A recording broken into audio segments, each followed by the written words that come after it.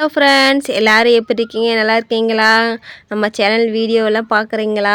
Short வீடியோவும் பார்க்குறீங்களா? Live தான் என்னால் போடவே முடியல. நானும் நினைக்கிறது லைவ் போடலாம் அப்படிங்கிறது, ஆனால் டைமிங் அதுக்கானது ஒத்துழைக்கவே மாட்டேங்குது. நீங்களாக பார்த்து ஒரு டைமிங் சொல்லுங்கள் பார்ப்போம். நம்ம ஃப்ரெண்ட்ஸ் எல்லாம் சேர்ந்து, என்னோடய சேனல் பார்க்குற எல்லா நண்பர்களும் சேர்ந்து எனக்கு ஒரு லைவ் போகிறதுக்கு ஒரு டைமிங் சொல்லுங்கள்.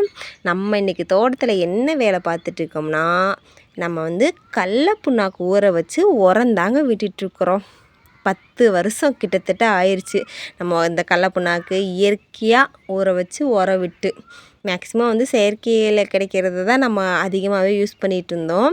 இந்த டைம் நம்ம இயற்கையாகவும் கொஞ்சம் பண்ணி பார்ப்போம். முன்ன காலத்துலலாம் இந்த மாதிரி தானே பண்ணணும் அப்படிங்கிறக்கோசரம் நாங்கள் பண்ணியிருக்கிறோம். ஆனால் அது எப்படி வருதுன்னு தெரியல சீரியஸாகவேன்னு. ஆனால் ஏதோ பண்ணியிருக்கிறோம். எங்கள் அம்மா சொல்கிறப்ப அது ஒரு இன்ட்ரெஸ்டிங்காக கதை மாதிரியே போச்சு. அப்படி அழகாக நிறுத்தி நிதானமாக சொல்லிக்கிட்டே இருந்தாங்க. அந்த தண்ணியை விட்டுக்கிட்டேன்னு, கடல புண்ணாக்கு தண்ணி ஊற வச்சு உர விட்டோம்ல, அந்த தண்ணி விட்டுக்கிட்டேன்னு நிறைய சொல்லியிருந்தாங்க. நான் ஷார்ட் வீடியோ நிறைய 2-3 வீடியோ போட்டு இப்போ உர விடுற மாதிரி, அது எதுக்கு என்னங்க கடல புண்ணாக்கு உர விடுற மாதிரி அந்த வீடியோலாம் போட்டிருப்பேன். அதை போய் நீங்கள் பாருங்கள். இது லேட் ஆகிடுச்சு அப்லோட் பண்ணுறதுக்கு. சாரி ஃப்ரெண்ட்ஸ், நானும் மறந்துட்டேன். இன்றைக்கி தான் ஞாபகமே வந்துச்சு. சரி வாங்க, நம்ம அம்மா என்னென்ன கதையெல்லாம் அளந்தாங்கங்கிறத நான் சொல்கிறேன். இது எனக்கு என்னமோ கதை சொன்ன மாதிரியே தோணுச்சு. ஆனால் அவங்க கதை சொன்னதுலேயும் ஒரு அர்த்தங்கள் நிறைய இருக்குங்கிறத மட்டும் நான் புரிஞ்சுக்கிட்டேன் ஃப்ரெண்ட்ஸ். பாவம் அவங்க சொல்கிறப்ப நான் அப்படியே காது கொடுத்து ஆன்னு வாயை பொழந்து கேட்டுகிட்டே இருந்தேன். அப்படியாம்மா அப்படியாம்மா அப்படின்னு. எங்கள் அம்மா சொல்லிட்டேன், ஆமாம் ஆமான்னு மண்டையை விணுக்குன்னு ஆட்டி சொல்லிக்கிட்டே இருந்தாங்க. ஆனால் அவங்கள பேச விட்டால் பொழுதன்னைக்கு அவங்க சொல்கிறத பூரா இன்ட்ரெஸ்ட்டாக கேட்டுக்கிட்டே இருக்கலான்னு தோன்ற அளவுக்கு அவங்க பேசிட்டாங்கன்னா பார்த்துக்கங்களே. சரி வாங்க, நான் சொல்லிகிட்டே இருந்துச்சுக்கே, பேசினதை மட்டும்தான் சொல்லிட்டு இப்போ அவங்க என்ன பேசுனாங்கிறத நான் சொல்லாமல் விட்டுருவேன். என்னென்ன சொன்னாங்க நம்ம சொல்லலாமா? அந்த காலத்தில் விவசாயம் பண்ணுறதுக்கு மருந்து எதுவுமே யூஸ் பண்ண மாட்டாங்களாமா அப்படின்னு அம்மா சொன்னாங்க. எனக்கு ஒரே ஷாக்கிங்காக ஆயிடுச்சு. எப்படிம்மா மருந்து யூஸ் பண்ணாமல் நம்ம எப்படிம்மா வெள்ளாமல் வச்சு எடுக்கிறது, விவசாயம் பண்ணுறது அப்படின்னு கேட்டேன். அந்த காலத்துலலாம் பூச்சி எது விழுந்துச்சு அப்படின்னா, சாம்பல் இருக்குது பார்த்திங்களா, தீயை எரிக்கிற சாம்பல், அடுப்பு சாம்பல் இருக்குது பார்த்திங்களா, அந்த சாம்பலை தான் அள்ளி கொண்டு ஒரு நல்லா சலித்து அந்த கறிக்கொட்டையெல்லாம் தனியாக எடுத்துகிட்டு சாம்பல் பவுடராக எடுத்து ஒரு துணியில் போட்டு கட்டி அப்படியே பவுட்ரு மாதிரி அடித்து விட்டுக்கிட்டே இருப்பாங்களாமா. ஆனால் அப்பொழுதுக்கு அது எல்லாமே மறைஞ்சிருமா. ஒரு 2-3 நாளில் இல்லாட்டினா ஒரு வாரத்தில் அந்த பூச்சி பூரா செத்துருமாமா. அந்த தொற்று நோய் இருக்கும் பாருங்க, அது பூரா மறைஞ்சிருமாமா. அப்புறம் காட்டை சுற்றியுமே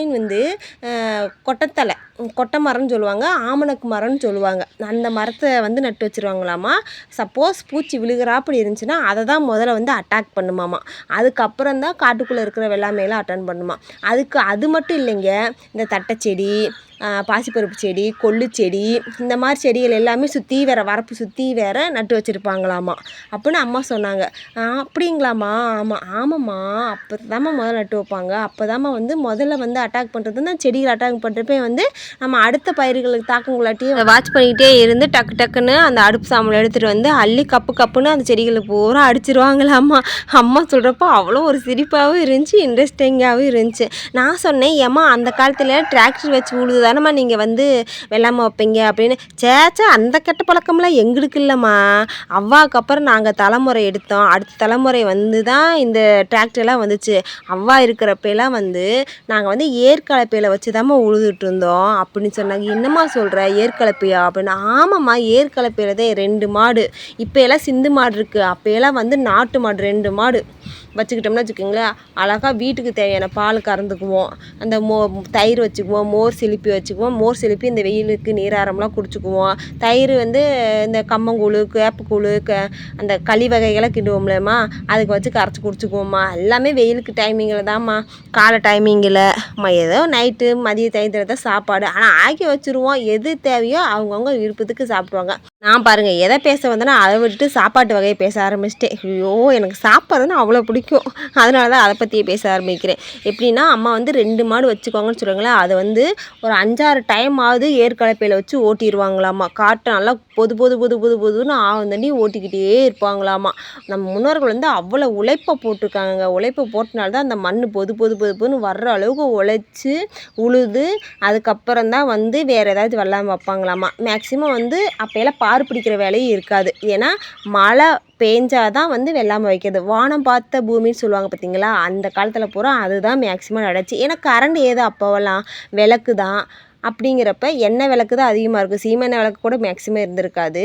இப்போ ஒரு 20 வருஷம் 30 வருஷத்துக்கு முன்னாடி வந்ததாக தான் இருக்கும். அந்த காலத்துலேங்கிறப்ப மேக்ஸிமம் எண்ணெய் விளக்கு தான். அது இந்த நல்லெண்ணெய், விளக்கெண்ணெய், கல்லெண்ணெய் இந்த மாதிரி யூஸ் பண்ணுறது தானே பண்ணியிருப்பாங்க. அதனால தான் அம்மா சொன்னாங்க வந்து பாரெல்லாம் பிடிக்க மாட்டாங்க. ஏற்கலப்பையில் உழுது வானம் பார்த்த பூமியாக தாம்மா வெள்ளாமை வச்சுட்டு இருந்தா. அப்போ விளைஞ்ச வெள்ளாமே வேறு லெவலில் இருந்துச்சுமா. நல்லா கொடியாக ஓடுமா. எந்த ஒரு வெள்ளாமை வச்சாலுமே, இப்போ கல்லையே வச்சாலுமே கொடியாக கல்லை வந்து நல்லா முத்தாக இருக்குமாம்மா. அப்படியே வந்து சாப்பிட்றப்ப அவ்வளோ ஒரு டேஸ்ட்டாக இருக்குமா. 10 கல்லை சாப்பிட்டாலே வயிறு நெஞ்சுவேன். இப்போ 1 கிலோ கல்லை சாப்பிட்டாலும் வயிறு நிறைய மாட்டேங்குது. அது சாப்பிட்ட ஒரு ஃபீலே இருக்க மாட்டேங்குதுன்னு அம்மா சொன்னாங்க. அப்போ வந்து செம்மறியாடு நிறைய இருக்குமாம்மா. அதை வச்சு பட்டி பிடிச்சி தான் வந்து வானம் பார்த்து பூமி வெள்ளாமை வைப்பாங்களாமா. இப்போ யாருங்க செம்மறியாடு அதிகமாக யூஸ் பண்ணுறாங்க? மேக்ஸிமம் வந்து 100க்கு ஒரு 10% தான் செம்மறியாடு யூஸ் பண்ணிகிட்டு இருக்கிறாங்க. மேக்ஸிமம் பார்த்துங்க. இப்போ வந்து நாட்டு மாடே அதிகமாக பார்க்க முடியல பார்த்தீங்களா. சிந்து மாடு தான் அதிகமாக இருக்குது. அதே மாதிரி ஆட்டுக்குட்டி அப்படி தான், வெள்ளாட்டுக்குட்டிகளும் அப்படித்தான். நம்ம எதுங்க அதிகமாக யூஸ் பண்ணிகிட்ருக்கோம் சொல்லுங்க பார்ப்போம். நம்மளோட முன்னோர்கள் யூஸ் பண்ணதை முக்கால்வாசி காலி பண்ணிட்டோம். மேக்ஸிமம் எனக்கு தெரிஞ்சதை சொல்கிறீங்க அப்படின்னு அம்மா கதையாக சொல்லிக்கிட்டே இருந்தாங்க. அவங்க சொல்ல எனக்கு அவ்வளோ ஒரு ஆர்வம் அதிகமாகவே இருந்துச்சுங்க. அம்மா ஒரு நாளைக்கு லைவ் பண்ணுறப்ப லைவ் வீடியோ உட்காந்து போட்டேன்னு வச்சுக்கிங்களேன், அப்போதைக்கு நான் கேட்குறேன் இந்த கதையெல்லாம் சொல்லுவாங்க பாருங்கள். நீங்களே வந்து ஒரு ஆர்வத்தில் உட்காந்து கேட்டுக்கிட்டே இருப்பீங்க. அப்படிங்களாம்மா இந்த மாதிரிலாம் இருக்குதா அப்படின்னு யோசிப்பீங்க. கண்டிப்பாக யோசிப்பீங்க. எங்கள் அம்மா சொல்கிறப்ப அவ்வளோ ஒரு இன்ட்ரெஸ்ட்டாக கேட்டுக்கிட்டே இருந்தேன். நான் பாருங்கள் என்னதான் இருந்தாலும் எங்கள் அம்மா பேசுனதை விட நான் என்னமோ இடையில வந்து அவங்க சொன்னதை ஆர்வத்தை தான் தூண்டிகிட்டு இருக்கேன். அவங்க என்ன சொன்னாங்கன்னு இன்னும் நிறைய விஷயம் சொன்னாங்க. எனக்கு பகுதி தாங்க ஞாபகம் இருந்துச்சு. இந்த காற்று வந்து அநியாயமாக வந்து எல்லாம் கலகலன்னு காற்று சவுண்டாவது சருன்னு கேட்டுச்சு ஒழிஞ்சி அவங்க பேசுனது அதிகமாக கேட்கவே இல்லை. சரிங்க ஃப்ரெண்ட்ஸ், நம்மளோட ஃப்ரெண்ட்ஸு எல்லாருமேனு யார் வீட்லேயும் நம்ம முன்னோர்கள் இந்த மாதிரி தோட்டமெல்லாம் பொக்கிஷமாக பாதுகாத்து உங்களுக்கு கொடுத்துருக்காங்க. அந்த பாதுகாத்து கொடுத்ததில் முன்னோர்கள் வந்து எப்படியெல்லாம் வேலை பார்த்துருக்காங்க அப்படிங்கிறத சின்ன பிள்ளைகள் நீங்களாம் வாட்ச் பண்ணியிருப்பீங்களே. வாட்ச் பண்ணியிருந்தீங்கன்னா எனக்கு கமெண்ட் பண்ணுங்கள். அப்படியே நம்ம சேனலுக்கு அப்படியே like and share support grace கொஞ்சம் ஷேர் பண்ணி விடுங்க, சப்போர்ட் பண்ணுங்கள். ஏன் நிறைய பேர் நம்ம வீடியோ எல்லாம் பார்க்குறீங்க, ஆனால் வந்து லைக் பண்ண மாட்டேங்கிறீங்க, ஷேர் பண்ண மாட்டேங்கிறீங்க, சப்ஸ்கிரைப் பண்ண மாட்டேங்கிறீங்க. ஃபுல்லாக வீடியோ பாருங்கள். அப்போ தான் உங்களுக்கு என்ன சொல்ல வர்றாங்கங்கிறது புரியும். நான் மட்டும் இல்லைங்க, என்னோடய வீடியோ மட்டும் இல்லைங்க, உங்களுக்கு பிடிச்சிருந்தால் எல்லா வீடியோவுமே ஃபுல்லாக பாருங்கள். அப்போ தான் அவங்க என்ன சொல்ல வர்றாங்கங்கிறது உங்களுக்கு புரியும். சரிங்களா? நான் சொன்னேங்கிறக்கொசரம்லாம் நீங்கள் பார்க்க வேணாம். ஓகேங்களா? உங்களுக்கு விருப்பம் இருந்தால் பாருங்கள், விருப்பம் இல்லைன்னா தள்ளி விட்டு போகிறீங்க. ஆனால் வந்து பேட் கமெண்ட் கொஞ்சம் நிறைய பேர் பண்ணுறீங்க. இன்ஸ்டாகிராமில் பண்ணியிருந்தீங்க. எனக்கு யூடியூப்பில் இது வரைக்கும் பண்ணதே கிடையாது. இன்ஸ்டாகிராமில் பண்ணுறீங்க. தயவு செய்து இன்ஸ்டாகிராமில் எனக்கு பேட் கமெண்ட் பண்ணாதீங்க. ஓகேங்களா? ஏதோ எனக்கு தெரிஞ்ச விவசாயத்தை பற்றி சொல்லிகிட்டு இருக்கிறேன். அதே எங்கள் அம்மா அப்பா வேலை பார்க்குறத அதை அப்படியே சும்மா போகிற போக்கில் பொழுதுபோக்குக்காக எடுத்து போட்டுட்ருக்கிறேன். எனக்கு செய்யறதுக்கு வேலை இல்லாமல் இல்லைங்க. இன்னும் 10 மாடு வாங்கி விட்டால் கூட அதை மேய்க்கிற அளவுக்கு எனக்கு திறமை இருக்குது. அதை ஏன் நம்ம பண்ணணும், அதில் வந்து ரொம்பவுமே ரிஸ்க் எடுக்கக்கூடாது அப்படிங்கிறக்கொசரம் தான் நான் இருக்கேன். ஏன்னா எங்கள் அம்மா அப்பா கஷ்டப்பட்டுக்கிட்டு அதில் வரவு செலவு பார்த்துக்கிட்டு லாபமும் வருது நஷ்டமும் வருது. அவங்க எப்படியோ சமாளிச்சிட்டாங்கப்பா, நம்மளால முடியாதுப்பா. ஓகே ஃப்ரெண்ட்ஸ், இன்றைக்கான விவசாய வேலையை எங்கள் அம்மா சொன்ன கதையை நான் எடுத்து சொன்னது உங்களுக்கு பிடிச்சிருந்துச்சுன்னா like and share support subscribe பண்ணிக்கோங்க. Tata bye bye. எல்லோரும் ஹாப்பியாக இருங்க. Happy life.